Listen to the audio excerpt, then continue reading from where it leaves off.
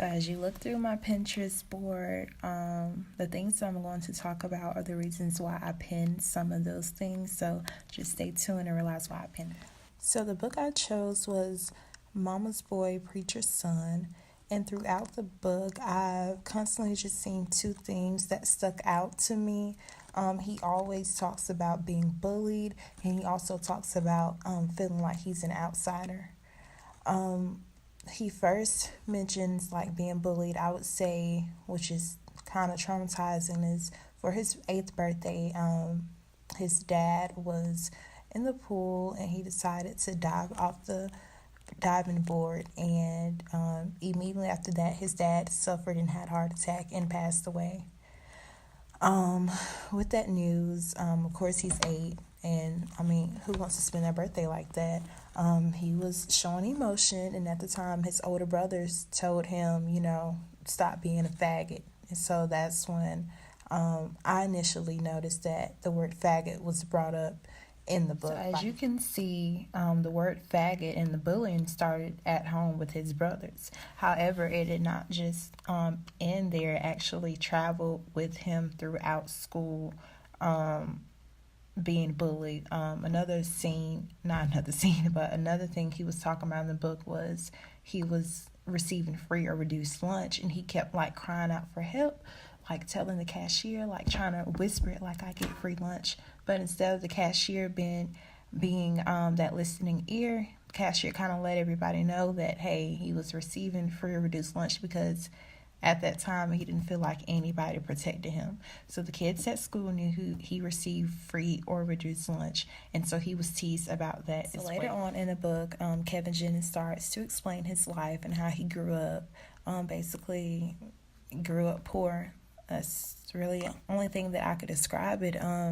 He described picking out a trailer park as like something fun, something exciting, because he felt like that was a new toy he got to take home and actually live in. And so I guess as teachers, you never really know what a child is going through. And so that minute thing, like picking out a trailer park, that was like his most exciting thing that he's mentioned in the book growing up. And so like even when he was on the bus, he was getting teased too. He told the teacher, he told, the bus driver, nobody listened to him until one day he decided to stick up for himself. And so once, he stuck up for himself and pushed the little boy out the way, nobody still. So it also was a time in the book where he described that he couldn't take the bullying anymore. Like at recess, he couldn't take it at the bus stop. So at this point, Kevin has had enough. So after it happened, he tried to tell his teacher, like, hey, so-and-so is bothering me. Tell the counselor, so-and-so is bothering me. Instead of the teacher helping Kevin at that point, the teacher then contribute to the harassment. So it got to a point where his mom had to actually take him out of that school and go to another school, which he's in this book, he's been moving from school to school to school, which he keeps stating that he's the new kid, and that's something else that he struggled with, being a new kid, not having friends, also being teased about. So at this point, Kevin just feels like an outsider. He feels like outsider at home because his brothers are moving out. He's realizing that his mom and their financial circumstances are just not cutting it anymore, and so after he goes to this new school, he starts to make new friends. But also at this new school, he starts discovering his sexuality, and he starts to realize that he is indeed gay. And so he didn't know how to control his feelings. He didn't want anybody to find out. And so he ended up telling his sister Carol, who's dating this guy. The guy went back and told someone else, and before you knew it, the whole high school knew that Kevin was gay, and at this point he was just devastated. So in the book, it wasn't until he got accepted and went to Harvard that he stopped feeling like an outsider. He realized there was other people that were gay who were accepting the fact and openly expressing it, and he was just so shocked, like, y'all are real. So he felt accepted at Harvard. He actually did so well at Harvard that he got to speak at his commencement, which was something big for him. So fast forward, after he graduated Harvard, he experienced some hardships, but he did land a teaching job, and he was also asked to be on the GLSEN Education Committee, which was basically like a committee of teachers and students who were openly gay or lesbian, transgender, and they wanted to express their feelings, and